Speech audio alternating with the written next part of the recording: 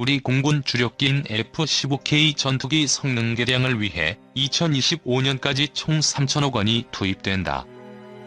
방위사업청은 26일 제127회 방위사업 추진위원회를 열고 항공기 항제밍 GPS 체계사업 구매계획 수정안을 심의, 의결했다고 밝혔다.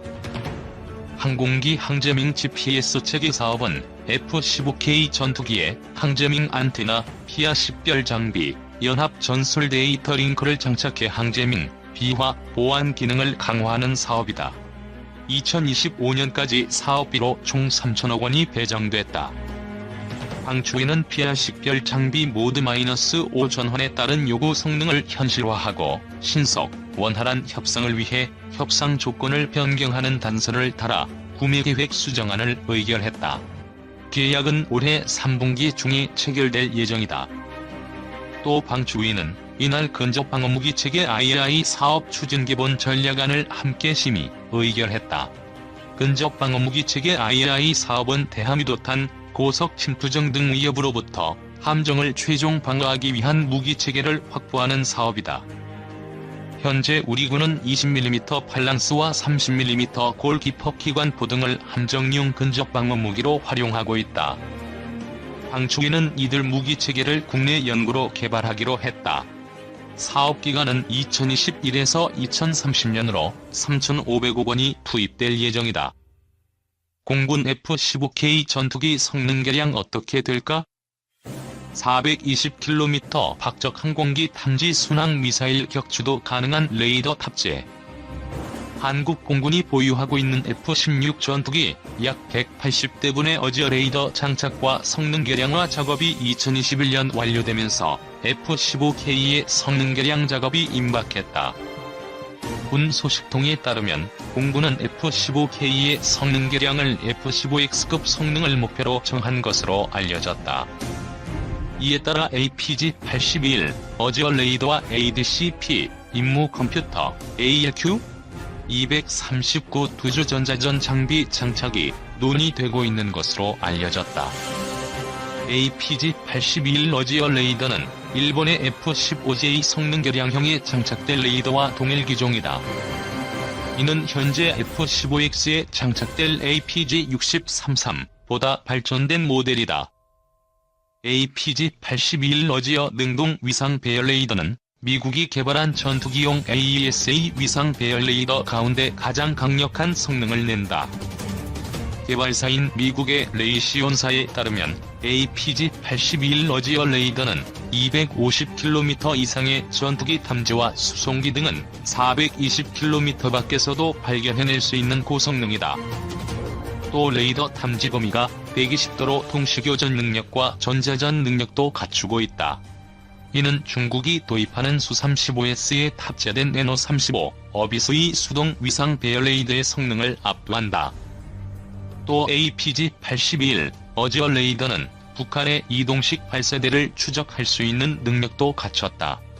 2014년 북한 소형 무인기 침투가 발생했대 F-15K에 장착된 APG-63 레이더는 1m 이내의 무인기를 찾아내지 못했다. APG-82 어지어 레이더는 무인뿐만 아니라 초저공 순항 미사일을 탐지할 수 있게 설계됐다. 한편 우리 군은 5천억 원의 예산을 들여 F-15K용 AIM-120C7 미사일 260발을 구매했다. 공군은 미국 태평양 공군사령부가 주관하는 레드 플래그 알래스카 훈련에 29일부터 다음 달 17일까지 19일간 참가한다고 25일 밝혔다. 이번 연합훈련은 전투기와 수송기 두 분야에 걸쳐 진행된다. 전투기 부문에 참가하는 우리 공군의 KF-16D 항공기 6대는 아일슨 미 공군 기지에서, 수송기 부문에 참가하는 우리 공군의 C-130H 2대는 엘멘돌프 미 공군 기지에서 각각 훈련을 진행할 예정이다. 훈련에 참가하는 KF-16D 전투기 6대는 이날 새벽 2시 40분 서산기지를 이륙해 미 공군의 공중급유를 받으며 알래스카 주의 아일슨 공군 기지로 이동했다. 공군 전투기가 공중급유를 받으며 한반도를 벗어나 해외 연합훈련에 참가한 것은 지난해 F-15K에 이어 두 번째로 KF-16 기종으로는 처음이다. KF-16D 전투기 6대가 8,100km를 10시간 비행하는 동안 미공군 공중급유기 K-10-135 3대가 11차례에 걸쳐 공중급유를 지원했다. 전투기 훈련은 항공차단, 방어 제공, 공세 제공, 긴급 표적 공격, 근접 항공 지원, 정밀유도 폭탄 투하 등으로 구성된다. GBU-10, GBU-12, JDAM 등 정밀유도 폭탄을 투하하는 훈련은 국내선 주로 해상에서 실시되나 알래스카에는 내륙 사격장이 있어 이동 표적에 대한 정밀 공격 훈련도 가능하다. 공군은 레드 플래그 알래스카 훈련을 통해 전투계획 능력, 공간관리 능력, 전술전기, 공격편대군 능력을 점검할 수 있을 것으로 기대하고 있다. 수송기 훈련은 적어도 침투 및 화물 투하, 비상활주로 이착륙 훈련 등으로 구성된다. KF-16의 높아진 위상. 레드 플래그 훈련 참가로 태평양을 건너게 된 KF-16의 위상은 높아졌다. 지난해에는 F-15K 6대가 대구기지를 이륙해 알래스카 미공군 기지까지 갔다. F-15K는 알래스카 기지로 가는 동안 미공군 공중급유기로부터 7차례 공중급유를 받았다.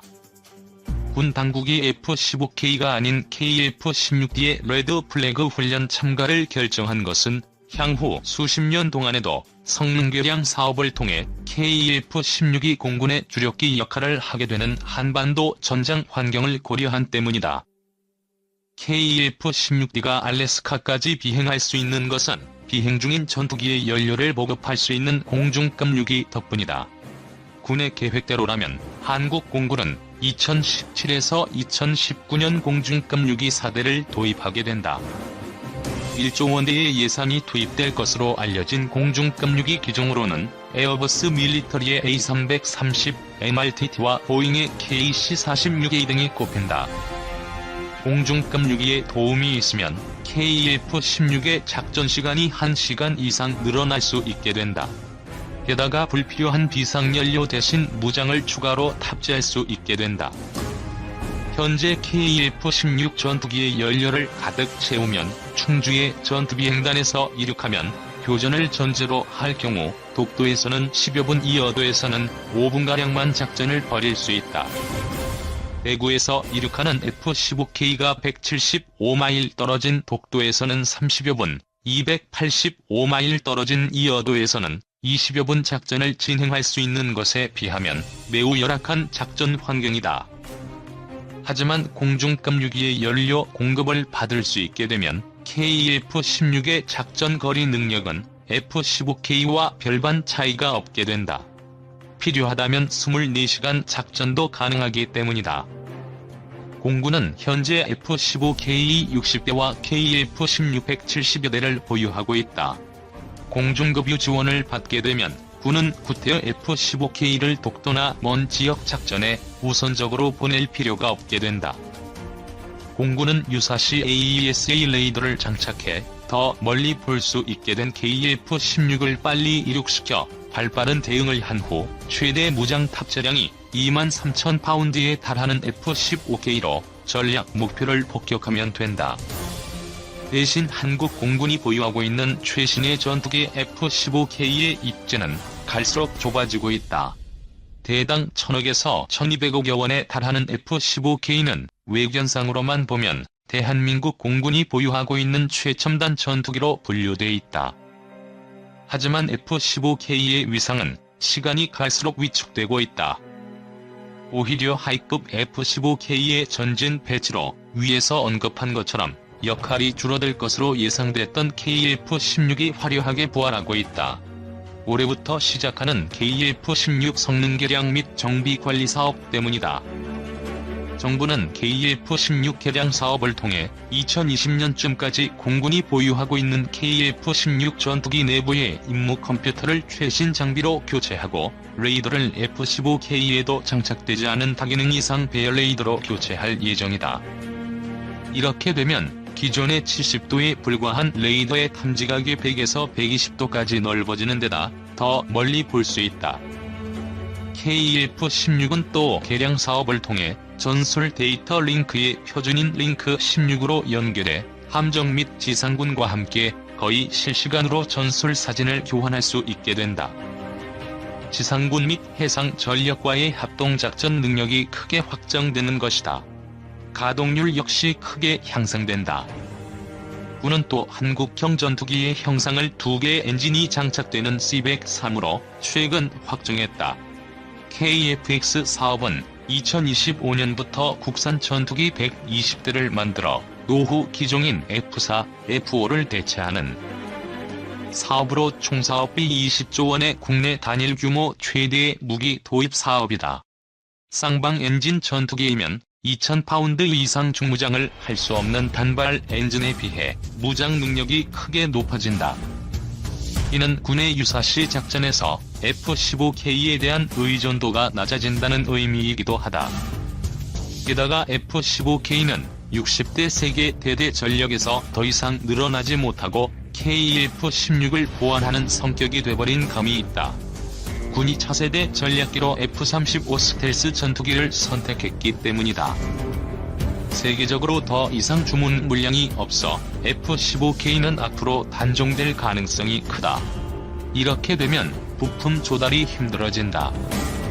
4년 전에도 F-15K는 수리 부품이 모자라 10대 가운데 1.4대꼴로 비행열애 상태인 것으로 드러나 문제가 된 적이 있다. 당시에도 열애 사유는 수리 부품이 모자라서 같은 기종의 고장난 전투기에서 필요한 부품을 빼내어 임시방편으로 돌려막기를 하기도 했다.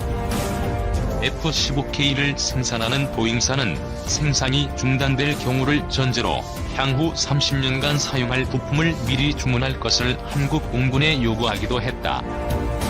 이처럼 한국 공군의 최신의 전투기인 F-15K가 주력기의 위상을 KF-16에 다시 넘겨주고 5세대 스텔스 전투기인 F-35 전투기에게는 전략 무기 지휘를 넘겨줄 위기에 처하면서 F-15K 조종사들의 사기에도 상당한 영향을 미치고 있다. 미국 본토에서 시제기를 넘겨받아 태평양을 넘어 비행했던 조종사들 상당수는 이미 전역한 상태다. 군 관계자는 F-15K는 대구의 11전투비행단에서만 운영하다 보니 조종사들이 11전비 소속 세계 비행대대 내에서 다람쥐 쳇바퀴식 근무를 할 수밖에 없는 모양새가 돼버렸다며 게다가 이들이 갈 정책이나 사업 부서도 마땅히 없다 보니 전역한 사례가 꽤 있다고 밝혔다. 이는 해군에서 전략무기인 잠수함을 도입했을 때와 비슷한 양상이다. 해군이 209급 잠수함을 처음으로 들여왔을 때는 해군 내 최고 엘리트 장교들이 잠수함 근무를 지원했지만 나중에는 열악한 수중 근무 환경과 낮은 장군 진출률과 겹쳐 지원자가 급격하게 줄어들었다. 군은 F-15K를 공군 기지 여러 곳에 순환 배치하는 방식도 검토했던 것으로 알려졌다. 중국 등의 방공식별 구역 선포에 대응해 정부가 제주도 서남방 여도 및 거제도 남방의 홍도, 상공까지 새로운 한국방 공식별 구역을 확대 선포한 것이 계기가 됐다. 공중급류기가 도입되기 전까지는 공군은 미확인 항공기가 이 여도 남방 236km 지점에 접근할 경우 탐지, 경고 절차를 거쳐 대응 출격해야 한다. 현재 이 여도 수역까지 작전 가능한 기종은 2개의 엔진이 탑재돼 비행거리가 긴 F-15K뿐이다.